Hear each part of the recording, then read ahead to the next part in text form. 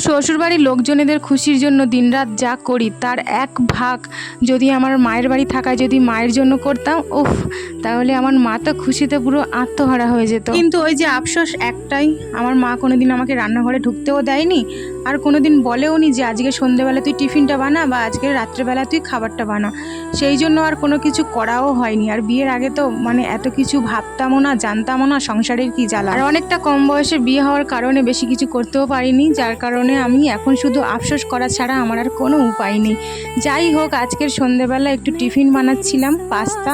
তো 2 রকমের পাস্তা দিয়েছি, কারণ পাস্তা 1 রকমের কম ছিল, আর 2 পিস ডিম দিয়েছি। আজকের কিন্তু কোনো রকম আলু বা অন্য কোনো সবজি দেবো না, শুধু পেঁয়াজ, লঙ্কা আর ডিম দিয়ে। আর এই যে একটা ম্যাগি মশলা দিয়ে দিলাম, এটা দিয়ে এখন ভালো করে নেড়েচেড়ে নিয়ে এর মধ্যে একটুখানি দিয়ে দেবো জাস্ট অল্প পরিমাণে সয়া সস।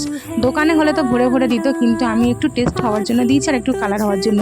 আর একটু স্যালাড কেটে নিয়েছিলাম। তো চলো এখন খেয়ে দেখার পালা কেমন লাগছে। টমেটোর সস দিয়েছিলাম ওপরে, কিন্তু কাসুন্দি থাকলে দিতাম, খুব ভালো লাগতো। হয়তো নেই বলে টেস্টটা আরও বেশি ভালো লাগছে। যাই হোক, তো সন্ধ্যেবেলা টিফিন খাওয়ার পরে নিয়ে এসেছিলো রাত্রের বেলা রান্না করার জন্য বড় পনির। তো সেই পনিরটাকে আমি এখন সুন্দর করে কেটে পিস পিস করে নিচ্ছিলাম। যদিও পনিরটা এত নরম ছিল, ভেঙে ভেঙে একদম যাচ্ছিল। তো যাই হোক, পনিরটা খুব ভালো ছিল। আর তোমাদের শেষবারের মতো বলি, মায়ের কাছে থাকতে মাকে কোনোদিন কষ্ট দিও না।